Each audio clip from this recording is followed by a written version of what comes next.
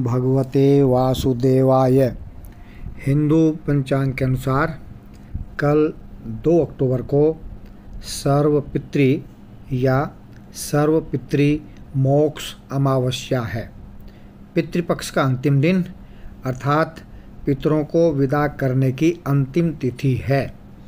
यदि कोई श्राद्ध तिथि में किसी कारणवश श्राद्ध न कर पाया हो या फिर श्राद्ध की तिथि उसको मालूम न हो तो उसे इसी दिन तर्पण श्राद्ध करना चाहिए। पितृपक्ष का हिंदू धर्म में बहुत ही महत्वपूर्ण स्थान है। जो पारिवारिक जन अपने शरीर को छोड़कर चले जाते हैं उनकी आत्मिक शांति के लिए किए जाने वाले कर्म को ही श्राद्ध कर्म कहते हैं। ऐसा माना जाता है कि पितृपक्ष में हमारे पूर्वज पृथ्वी पर आते हैं और हमें आशीर्वाद देते हैं। यह अपने पितरों के लिए श्रद्धा, प्यार और कृतज्ञता प्रकट करने का समय होता है। प्रत्येक अमावस्या को तर्पण किया जाना चाहिए। मान्यता है कि चंद्रमा के छिपे हुए भाग पर अर्थात जो भाग हमें दिखाई नहीं देता है वहाँ आत्माओं का निवास होता है और अमावस्या तिथि को चंद्रमा के इस छिपे हुए हिस्से का रुख सूर्य की ओर होता है। तर्पण में अर्पण और समर्पण दोनों का समावेश है। अर्पण अर्थात देना, समर्पण अर्थात सब कुछ देना। तर्पण अपने पितरों की आत्मा को जन्म और मृत्यु के चक्र से मुक्ति की यात्रा को सुनिश्चित करना है। इसीलिए इस अमावस्या का नाम सर्व पितृ मोक्ष अमावस्या है। आज के दिन 3 पीढ़ियों के पूर्वजों के लिए तर्पण करने का विधान है, जबकि मूल परंपरा 7 पीढ़ियों को स्मरण कर तर्पण करने की थी। इसके पीछे वैज्ञानिक तथ्य यह था कि पूर्वजों के जीन्स 7 पीढ़ियों तक मौजूद रहते हैं। यदि हम फूल या फल हैं तो उन जड़ों की वजह से हैं जिसने वृक्ष दिया, अर्थात जड़ों से वृक्ष और वृक्ष से फूल और फल। अतः जड़ों को सींचना अर्थात पूर्वजों को जलांजलि देना सबसे ज़रूरी है। यही पितृ ऋण से उऋण होकर खुशहाल रहने का समय है। आश्विन अमावस्या के दिन पितरों को प्रसन्न करना चाहिए। अपनी किसी भी प्रकार की गलती त्रुटि के लिए उनसे क्षमा मांगनी चाहिए।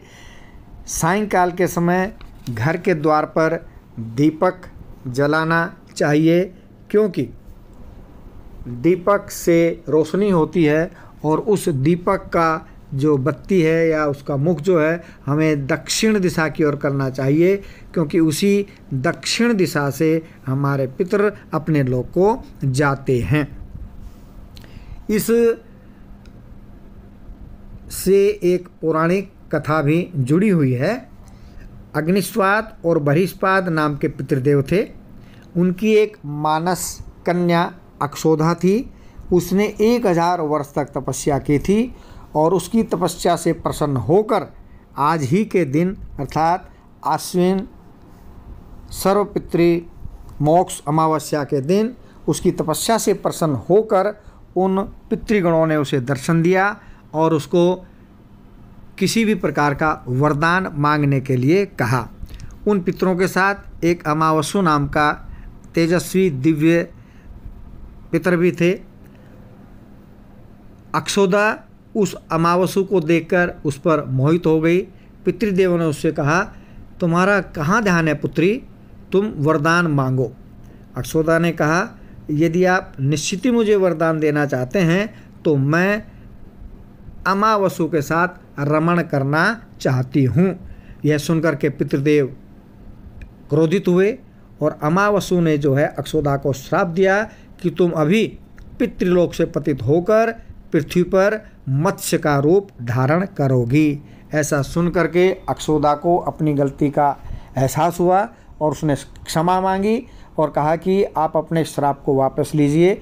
परंतु अमावस्या ने कहा कि जो श्राप दिया जा चुका है इसको लौटाया नहीं जा सकता है, परंतु तुम पृथ्वीलोक पर मत्स्य होगी तो ब्रह्मा जी के वंश में पाराशर ऋषि से तुम्हारा विवाह होगा और उसी से तुम्हारा पुत्र वेद व्यास उत्पन्न होगा और उसके पश्चात तुम कुछ समय के पश्चात वापिस पितरलोक को लौट आओगी। तो ये मोक्ष अमावस्या अपने पितरों को प्रसन्न करने का अंतिम दिन, प्रसन्नता के साथ इस दिन अन्नदान वस्त्रदान करना चाहिए। यदि यह संभव नहीं है तो गाय के लिए चारा अवश्य ही दिया जाना चाहिए।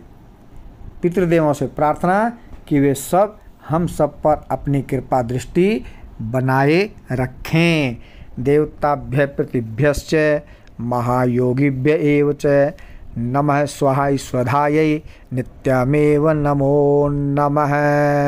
अंत में एक बार फिर वही बात, यदि आपने मेरे इस चैनल को अर्थात शास्त्री चैनल को सब्सक्राइब नहीं किया है तो सब्सक्राइब कर लें, साथ में बेल आइकॉन का बटन अवश्य दबाएं।